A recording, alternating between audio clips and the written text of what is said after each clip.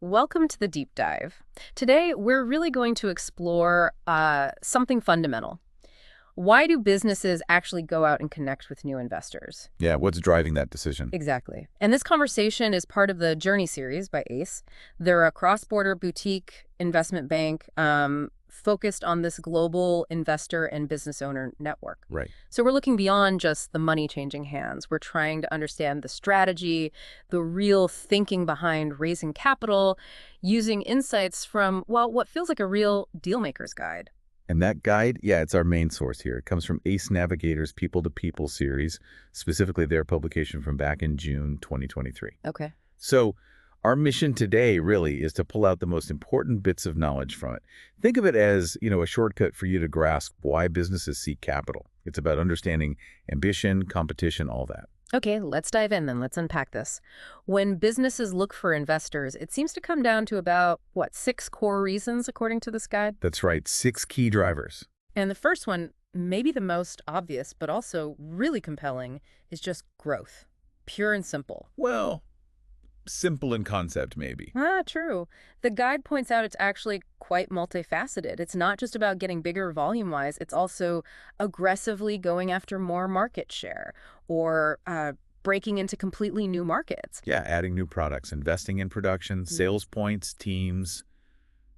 It covers a lot. It really does. It's about transformation more than just small steps, isn't it? Absolutely. And what's really fascinating, I think, is how external capital fuels that ambition, Yeah. especially for companies that are already, pretty big players. Like who? Does it give examples? It does. A great one is Tesla, the world's largest car company, right? Even they raised a staggering $5 billion. Wow, 5 billion. Yeah. And not just to keep the lights on, it was specifically to sort of supercharge their growth plans. So it's not a sign of weakness then, even for the giants. No, quite the opposite. It shows massive intent. It's about dominating future markets, maybe leaping ahead in AI or batteries, stuff their regular earnings just couldn't fund fast enough. It's accelerating beyond what organic cash flow allows. That's a really key point. It's about staying ahead, not just catching up. And that links perfectly to the second reason, right?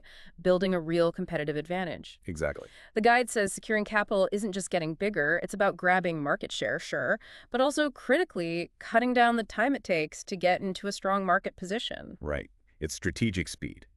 Using that capital to genuinely outmaneuver your rivals. So it becomes a weapon, almost. Pretty much, yeah.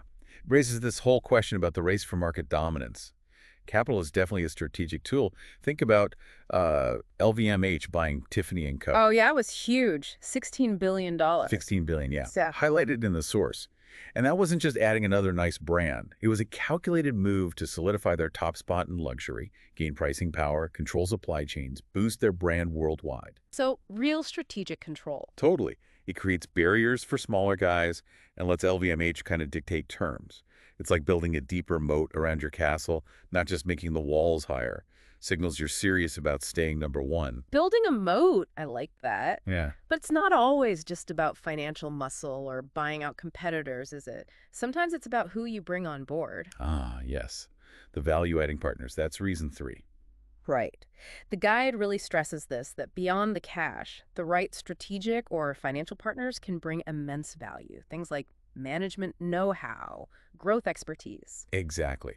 This is the whole smart money idea. The value often goes way beyond the dollars and cents. So what kind of value are we talking about? Well, it could be deep expertise in a specific sector, maybe knowing a particular market inside out or understanding a new technology. Plus, they bring networks, doors open to new customers, suppliers, maybe even future funding rounds. And strategic guidance, too, presumably. Critically, yes. Helping navigate tricky challenges, refining the strategy, speeding things up, it really aligns with ACE's people-to-people thing we mentioned.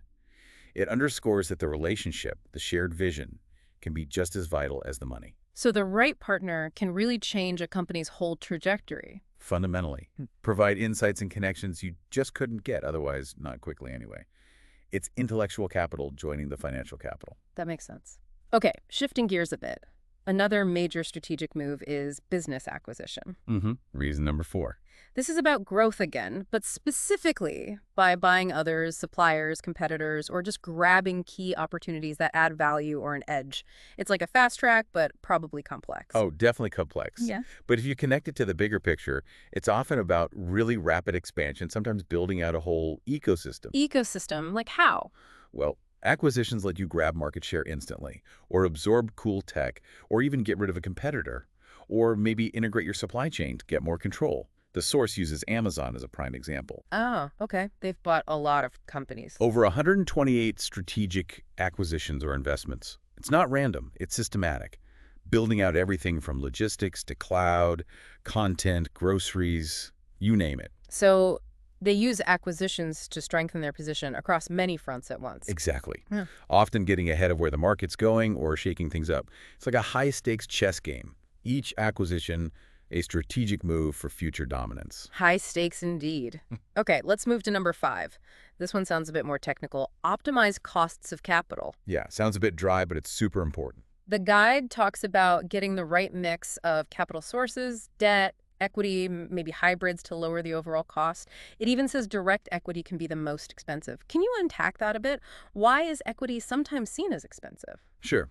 So equity doesn't have interest payments like debt, right? But it's often considered more expensive because the investors putting in equity usually expect a higher return. They're taking more risk. Risk because they only get paid if the company does well. Exactly. They share in the profits, but also the losses. Plus, giving equity means diluting the ownership of existing shareholders. So if a company relies too heavily on this expensive equity, when maybe cheaper debt would work, it pushes up their overall cost of funding. Precisely. It raises their weighted average cost of capital, the WACC, an inefficient capital structure. It's like having a slow leak. It might not seem like much day to day, but over time, those unnecessary costs erode your profits. Like a leaky faucet dripping away money. Perfect analogy. Yeah. It limits your ability to invest, maybe pay dividends, or just compete effectively if your rivals have a smarter setup. It's about long-term financial health, making every dollar work efficiently. Got it. That makes the technical point very real. Okay, finally, reason number 6. This one feels like the end goal for many, cash out exit. Ah, yes, the culmination. It's simply about business owners getting to, well, realize the value they've built, cashing in on their shares and enjoying the success. And what's fascinating here is, this is often the big moment for entrepreneurs, for early investors. It's when all the hard work, the risk, the vision pays off. So it provides liquidity, lets them take some money off the table. Exactly. Whether it's selling the whole company, going public with an IPO, or selling shares to another investor, it lets founders diversify their own wealth, maybe start something new, or just enjoy it. And for the investors, like VCs. For them, it's crucial. It's when they prove their investment worked and get returns for their investors. And importantly, this exit isn't usually an accident. It's often planned years ahead. Every decision growth, acquisitions, capital structure, it all builds towards this moment of realizing value. The final validation of the journey. You could say that. Okay, so let's quickly recap for everyone listening. We've walked through 6 key reasons why businesses connect with new investors based on this ACE guide. We had growth, getting that competitive advantage, finding value-adding partners, doing strategic business acquisitions, the crucial step of optimizing costs of capital, and finally, enabling a cash-out exit. A whole range of motivations there. Absolutely. And what this really shows you, our listener, is that these aren't just abstract financial transactions. They are deeply strategic moves that tell you a lot about a company's ambitions and how our economy actually works. And if we connect this to that bigger picture again, these drivers are fundamental engines of economic growth and change. Capital isn't just cash. It's a tool for strategy, for ambition. Yeah. And that people-to-people idea from ACE really hits home here. Behind every deal, every number, there are human goals, relationships, and a vision for the future. It's where ingenuity meets finance. It really is. So maybe think about which of these drivers you see playing out in the businesses around you, in the news you read. Understanding them gives you a much clearer view. Definitely worth thinking about. And remember, you can dig deeper into the original insights in the Journey collection by ACE if you want more. Thank you for joining us on this deep dive. Thanks, everyone. We'll see you next time.